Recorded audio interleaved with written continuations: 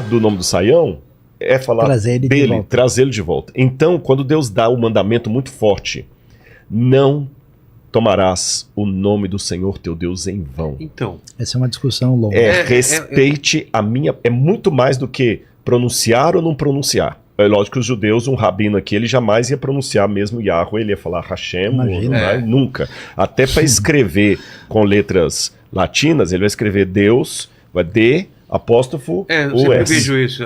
D, né? Por quê? É que a tradição judaica, como ela se desenvolve, ela colocou a lei e a interpretação da lei num ponto tal que ela acaba sendo... Não é que você guarda a lei simplesmente para que você... Isso. Não, sem E. Sem E. Ah, sem o E? É assim. D, tracinho. Isso. Pode ser assim. Assim? Exatamente. Isso. Tá. Mas, por exemplo, isso que você fez aqui já não poderia na mentalidade judaica, porque você escreveu e apagou o nome.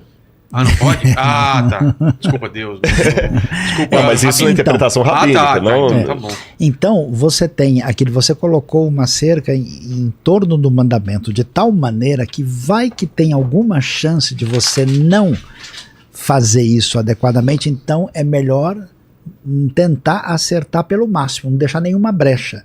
Se existe alguma maneira de tomar o nome de Deus em vão, então quer saber de uma coisa? É melhor nem falar. Sim. E aí o que acontece? O nome, o tetragramaton, nem pensar de mexer com ele de jeito nenhum. Então você fala Adonai e os mais puristas vão tentar dizer Hashem o tempo todo. E a coisa chega num ponto que a palavra, que nem é nome de Deus, que é Elohim, eles chegam a dizer Eloquim. Eles mudam a letra para usar uma expressão que nem existe teoricamente na língua. Os americanos falam oh my gosh, né?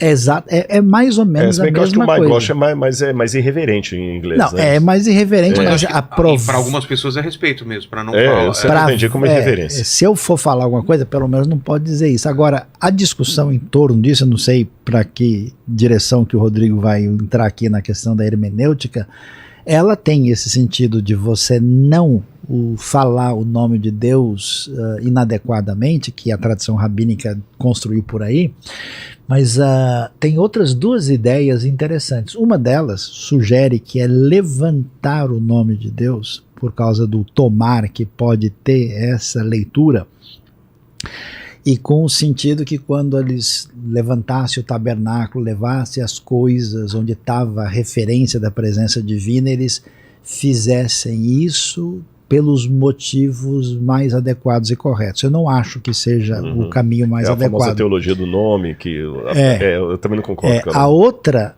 sugestão é que você não use o nome de Deus de maneira indevida.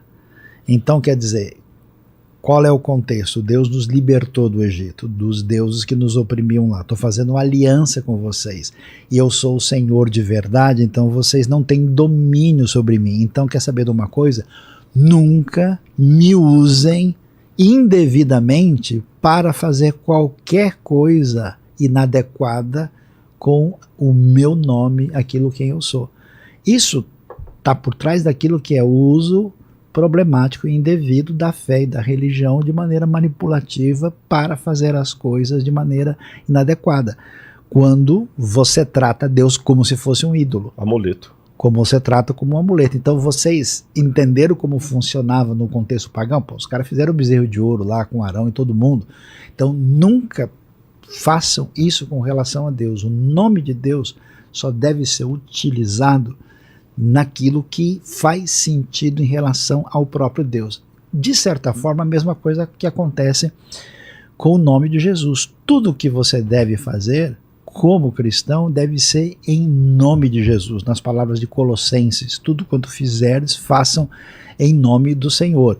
Isso quer dizer, façam aquilo que é do agrado do Senhor, o que o Senhor faria. Então a pergunta é, você se submete a Deus, e como é que a gente tem acesso a quem é Deus? Através do seu nome. Ou então você entra por um caminho complicado. Não é só uma questão de você. Claro que a maneira como você Eu acho complicado. Por exemplo, hoje esse pessoal usa Deus como interjeição, né? O cara bate o pé, não sei o que lá do céu, né? Então eu não acho que é legal, porque você não faz isso, né? Bater o pé aqui, oi Vilela, né? Oi Rodrigo, não tem isso, né? Ninguém faz isso com o nome de ninguém, então não é a coisa mais legal. A minha ideia, que quando eu falei a teologia do nome aqui, só para diferenciar, quando a gente falou assim, vamos fazer a teologia do nome, é que nós queremos refletir sobre o nome de maneira teológica. Entendi. Mas existe também uma expressão técnica, teologia do nome, que é um movimento hermenêutico que surge, que vai nessa linha que ele falou aí, que o nome de Deus, que fala o tabernáculo era colocado para fazer habitar o meu nome, que eu não partilho dessa ideia como ele. Eu vejo da maneira arqueológica, que vai como no final da sua explicação, e aí eu separo na Bíblia. É uma construção hermenêutica que eu estou fazendo, ela está em construção ainda, que é tentar ver na Bíblia o que é princípio e aplicação do princípio. Lembrando que o princípio não se negocia, o princípio é eterno, vale para todo mundo. A aplicação do princípio, ela matiza na história, é contextual. Então, por exemplo, o princípio, o respeito. Como é que eu respeito a Igreja Católica? Eu tiro o chapéu na hora de entrar. Como é que eu respeito a sinagoga? Eu coloco o chapéu. Exatamente. Então, princípio e aplicação, ética e moral. Então, o princípio aqui é a reverência ética pelo nome de Deus. Como é que aplica isso naquele contexto dos judeus? Bom, eles estavam saindo de um contexto egípcio onde o nome de uma divindade era usado de maneira manipulativa para ter domínio sobre aquela divindade, a ponto que os próprios sacerdotes egípcios protegiam os nomes de alguns deuses para que não caísse no povo e o Deus ficar... Ou seja, o próprio Deus é refém do seu nome. Porque se alguém souber o meu nome, eu tô frito. É como o gênio da lâmpada lá que eu ilustrei. Se alguém achar a lâmpada e esfregar, o que ele pediu eu tenho que dar. Ele é servo. E o Deus da Bíblia não é assim. Então não tomarás o nome do seu Deus em vão. Não façam como os pagãos. Principalmente que um dos grandes problemas, a meu ver, do comportamento de quebra da aliança dos hebreus, não sei se aqui você vai concordar ou discordar de mim, não era necessariamente trocar o Senhor por um Deus pagão, mas fazer uma simbiose entre os dois. Tanto é que o bezerro de ouro, embora muitos comentaristas pensam que pode ser o Deus Apis, mas olha como ele fala assim, esse é o Deus que tirou vocês do Egito. Quer dizer, ele coloca... sabe aquele Deus que abriu o Mar Vermelho? É esse aqui, olha. Então, acho que a pior quebra da aliança não é nem aquela pessoa que apostata, que quebra e fala assim, eu vou trocar Deus por sei lá, Poseidon. É tipo Jeroboão, né? Exatamente, Jeroboão. Eu vou fazer um altar aqui em Betel e outro em Dan, e vou falar, Israel, olha o Deus que te tirou.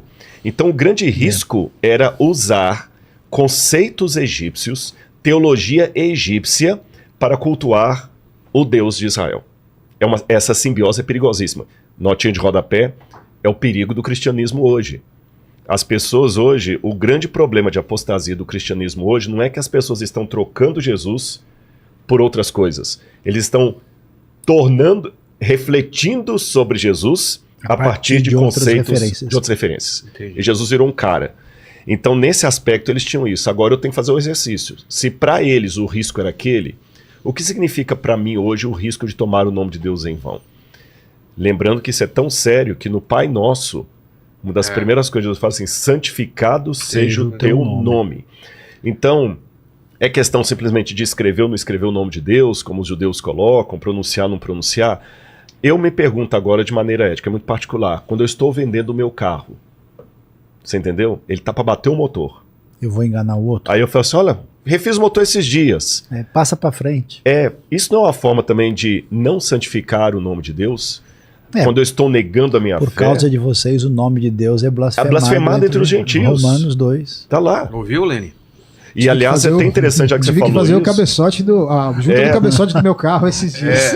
Tanto é que é uma coisa interessante, tem uma expressão em hebraico para martírio, que é Kadush Hashem.